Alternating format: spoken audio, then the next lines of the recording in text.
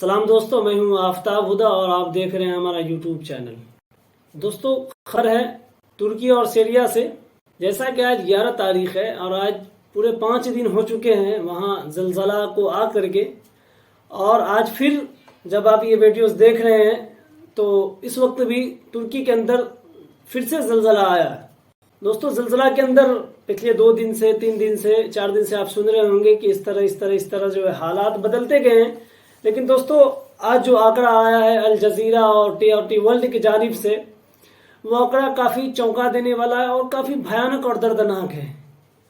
मैं आपको उन आंकड़ों के बारे में बताना नहीं चाहता था, लेकिन मजबूरी है दिल पे हाथ रखकर अपने आप में बहुत ज्यादा सुकून डालकर बताने की कोशिश कर रहा हूं, क्योंकि अगर हम आपको सही आंकड़े नहीं बताएंगे तो फिर आप भी अंधेरे में रह जाएंगे और आप भी नहीं जान पाएंगे कि असल क्या माजरा है। दोस्तों, जैसा कि मैंने अपनी पहली वीडियोस में आपको बताया था कि जो मरने वालों की संख्या है वो कहीं ना कहीं 10 गुना बढ़ जाएगी, 15 गुना बढ़ जाएगी। दोस्तों, मेरा आंकड़ा बिल्कुल सच साबित हो रहा है, क्योंकि दोस्तों मैं आपको बता दूं, जब पहला दिन 7 तारीख को जब WHO ने कहा कि ये जो मरने वालों की संख्या, क्योंकि उस वक्त 2700 लोगों की तकरीबन डेथ हो चुकी थी, उन्होंने कहा था यह संख्या 10 गुना बढ़ जाएगा। लेकिन दोस्तों, अब मरने वालों की संख्या जो है 27,000 क्रॉस कर चुकी है। और वही दोस्तों कहते हैं ना कि जिसे अल्लाह रखना चाहे उसे कौन मार सकता है। अब तक दोस्तों 27,000 लोगों की मौत हो चुकी है। वहीं दोस्तों, अब भी 5 दिन 6 दिन गुजर जाने के बावजूद भी कई सारे लोगों को फैमिली के साथ जिंदा निकाला गया, तो कई बच्चों को जिंदा निकाला गया है, तो कई बूढ़ों को जिंदा निकाला गया है। तो जिसे अल्लाह रखना चाहे जिंदा, उसे कौन मार सकता है, चाहे वो जलजला हो, भूकंप हो या आंधी तूफान कुछ भी हो। दोस्तों, ये तो थे मरने वालों के आंकड़े जो 27,000 क्रॉस कर चुके हैं आज तक, यानी 11 तारीख की जो रिपोर्ट अब तक आप देख रहे हैं, अब तक 27,000 लोगों की मौत हो चुकी है। दोस्तों, वहीं मैंने एक और आंकड़ा आपको बताया था कि जो जख्मी लोग हैं उनकी संख्या बहुत ज्यादा हो जाएगी। दोस्तों, अब जो नया रिपोर्ट आया है टी वर्ल्ड की जानिब से, उसमें यह बताया गया है कि जो मरने वालों की संख्या है वो 27,000 क्रॉस कर चुकी है, और जो घायल हुए लोगों की संख्या है दोस्तों वो तकरीबन 1,05,000 क्रॉस कर चुकी है। मैं आपको बता दूं कि पिछले 5 से 5.5 दिनों के दरमियान दुनिया भर के 77 देशों की जो रेस्क्यू टीम है वो दिन रात मेहनत करके लोगों को बचाने की कोशिश कर रही है, उसे जिंदा निकालने की कोशिश कर रही है। उस दौरान अब तक 27,000 लोगों की मौत हो चुकी है और तकरीबन 1,05,000 लोग अब तक जख्मी हो चुके हैं, जो मलबा के अंदर से जिन्हें निकाला गया है। दोस्तों, अब हम आगे बढ़ते हैं। ये तो हो गए मरने वालों की संख्या, जख्मी होने वालों की संख्या। दोस्तों, क्योंकि हम जलजला के मुतालिक बातचीत कर रहे, तो मैं आपको बता देना चाहता हूं कि आखिर अब आगे जलजला के मामले पर तुर्की के अंदर क्या चल रहा है। देखिए दोस्तों, तुर्की के अंदर जो जलजला आया है, वर्ल्ड बैंक ने और दीगर जो बड़े बड़े इदारे हैं जो फाइनेंस वगैरह पे नजर रखते हैं, उन्होंने बताया है कि जो तुर्की के अंदर जलजला आया है उससे जो नुकसान हुआ है उसकी मालियत तकरीबन $4 अरब है। दोस्तों, $4 अरब जो है, इतना का तुर्की का नुकसान हुआ है। एक चीज हमें यहां समझने की जरूरत है कि जो वर्ल्ड बैंक वगैरह जो है अपना आर्टिकल छापता है वो अपने हिसाब से छापता है, लेकिन मैं आपको एक बात बता दूं, जो ग्राउंड रिपोर्ट होती है वो कुछ अलग होती है। दोस्तों, ये आंकड़ा जो वहां की निजी चैनल्स है वो बता रहे हैं कि ये आंकड़ा बहुत कम बता रहा है। वर्ल्ड बैंक या दीगर जो तंजीमें हैं जो फाइनेंस पे नजर रखती है वो कम बता रहे हैं। जो आंकड़ा है वो तकरीबन $10 अरब से अधिक का नुकसान तुर्की को इस जलजले से हुआ है। तो दोस्तों, ये थी जो नुकसान हुआ है, जो वर्ल्ड बैंक कह रही है और जो वहां के नेशनल न्यूज चैनल है वो बता रहे हैं। अब आइए दोस्तों, एक चीज और आपको बताता चलूं कि तुर्की के अंदर सदर उर्दगान के बहुत ज्यादा विरोध भी कई जगहों पर देखा जा रहा है कुछ मामलात पर। तो वही दोस्तों, कल जो है, जब ये वीडियोस आप देख रहे हैं तो कल हो चुके होंगे, सदर उर्दगान ने ऐलान किया है कि इन 10 शहरों में जो नुकसान हुआ है इस जलजले में, जो 6 तारीख को आया था, इस जलजले के नुकसान के अंदर जितने भी घर टूटे हैं, जिन लोगों के जो नुकसानात हुए हैं, उन तमाम के तमाम नुकसानात जो है तुर्की हुकूमत उठाएगी। दोस्तों, ये सदर उर्दगान का बहुत बड़ा कदम आप देख ले तो।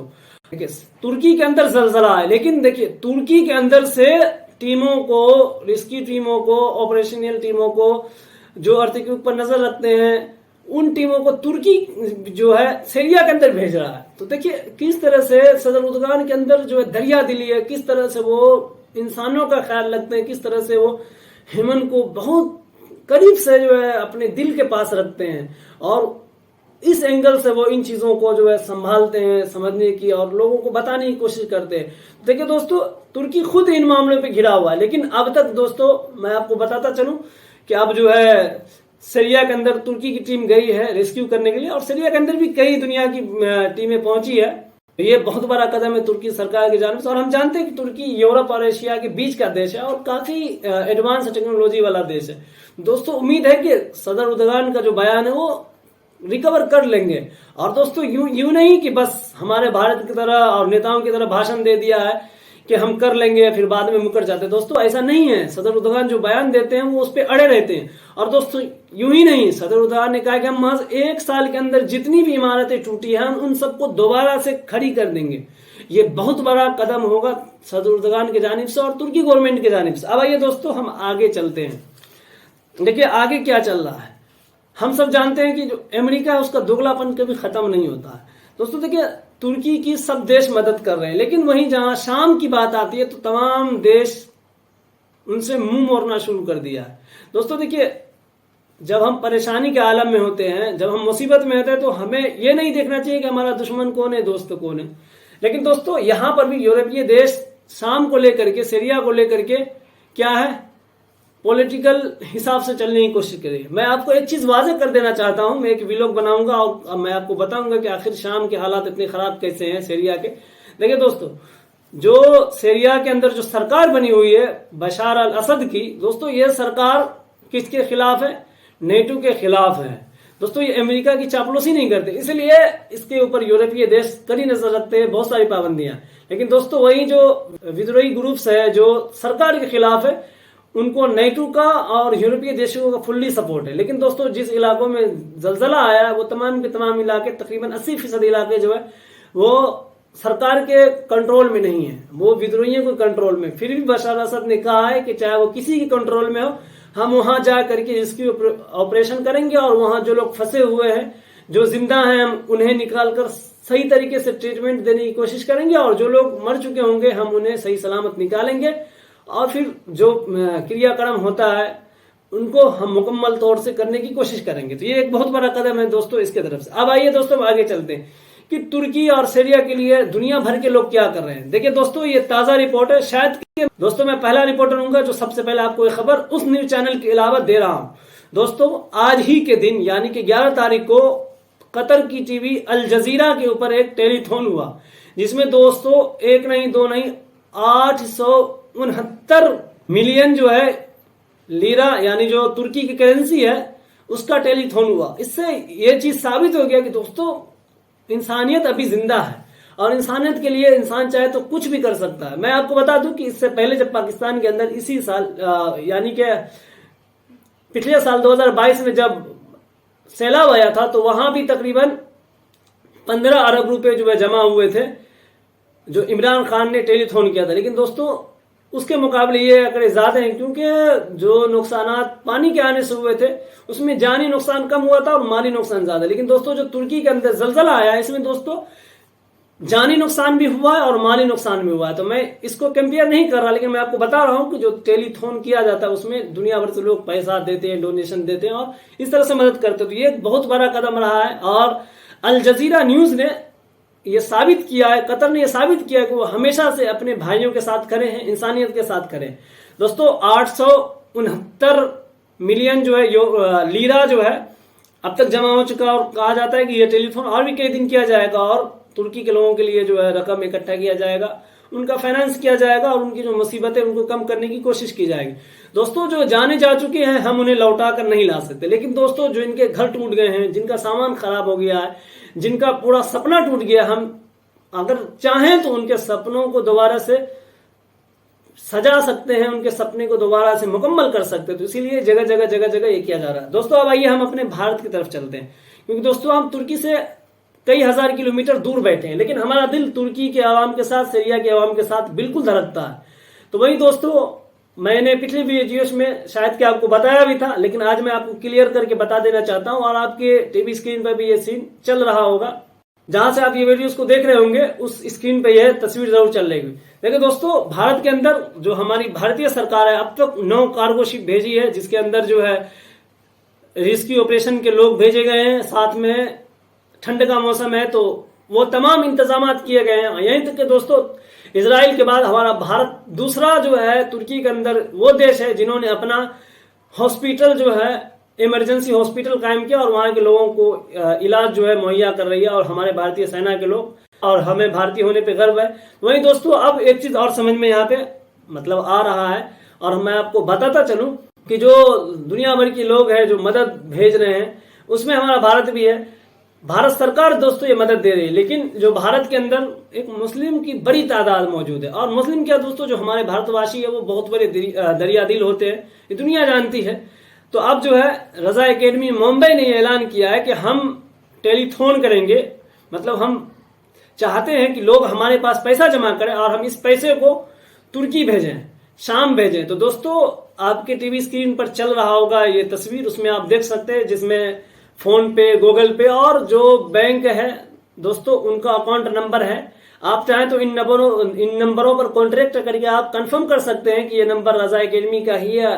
जो पैसा आप भेजेंगे तुर्की के और शाम के लोगों के लिए मदद के लिए, क्या ये पैसा वहां तक पहुंच पाएगा? तो आप इन नंबरों पर कॉन्टेक्ट कर लें। दोस्तों, एक चीज और मैं आपको बताता चलूं दोस्तों, परसों के दिन यानी कि कल जब ये वीडियोस देख रहे हैं तो 2 दिन गुजर जाएंगे दोस्तों, शाम की जो एम्बेसी है, जो ये शाम के जो यहाँ मिनिस्टर मौजूद है, ऑफिसर, उन्होंने इंडियन अकाउंट दिया है। दोस्तों देखिए, शाम के लोगों को, तुर्की के लोगों को हमसे बहुत सारी उम्मीद है, हम भारतीयों से। दोस्तों, तुर्की के लोगों को भले ही हमसे इतनी उम्मीद हो, लेकिन दोस्तों शाम के लोगों को हमसे बहुत ज्यादा उम्मीद है। क्यों? कि शाम के लोग जानते हैं कि भारतीय लोग बहुत दरिया दिल होते हैं।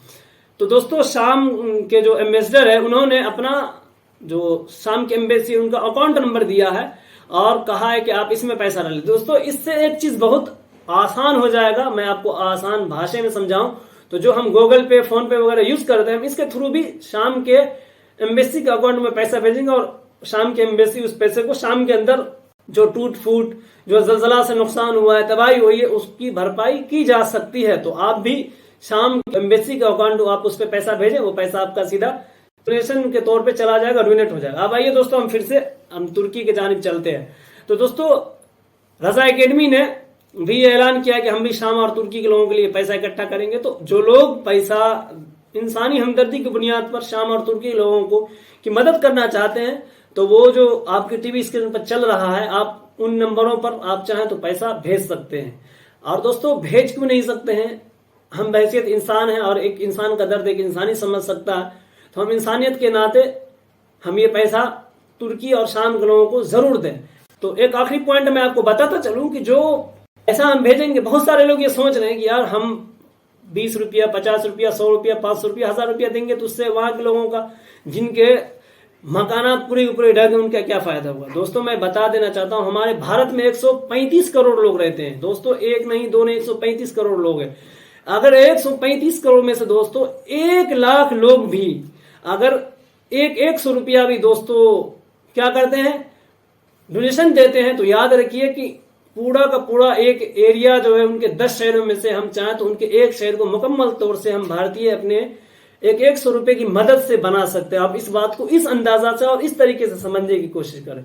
तो दोस्तों, जितना हो सके आप जो है शाम और तुर्की के लोगों की मदद करें। रजा एकेडमी के थ्रू जितने भी प्लेटफॉर्म्स आपको मुहैया किए जा रहे हैं, जिनकी आपको जानकारी है, आप उस पर डोनेशन करें। जिनकी आपको जानकारी नहीं है, जो हम आपको बताने की कोशिश कर रहे हैं, आप उन पे भी डोनेशन करें दोस्तों। लेकिन डोनेशन करें, क्योंकि इंसानियत की मदद करना ही असल इंसानियत है दोस्तों। और हम इंसान एक दूसरे के बिल्कुल जान दिल के करीब रहते हैं। इस वीडियोस को आप अपने दोस्तों में भी शेयर करें, लोगों को जागरूक करें कि जो शाम और तुर्की के अंदर जो हालात हैं, जिस तरह से तबाही हुई, उसकी भरपाई की जा सकती है। और हम जो अपना पैसा भेजना चाहते हैं, जो तुर्की के और शाम के लोगों की मदद करना चाहते हैं, हम आसानी उनकी मदद कर सकते हैं दोस्तों। ये डिजिटल भारत है और यहाँ कुछ भी नामुमकिन नहीं है। तो दोस्तों, अब तक के लिए इतना ही। अगर अभी तक आपने हमारे इस YouTube चैनल को सब्सक्राइब नहीं किया तो आप हमारे चैनल को सब्सक्राइब कर ले, बेल आइकन के बटन को दबा लें और दोस्तों में शेयर करें, ताकि हमारी हर आने वाली वीडियोस का नोटिफिकेशन सबसे पहले आप तक पहुंच सके। तो दोस्तों अब तक के लिए इतना ही, मिलते हैं फिर अगली वीडियोस में, तब तक के लिए खुदा हाफिज।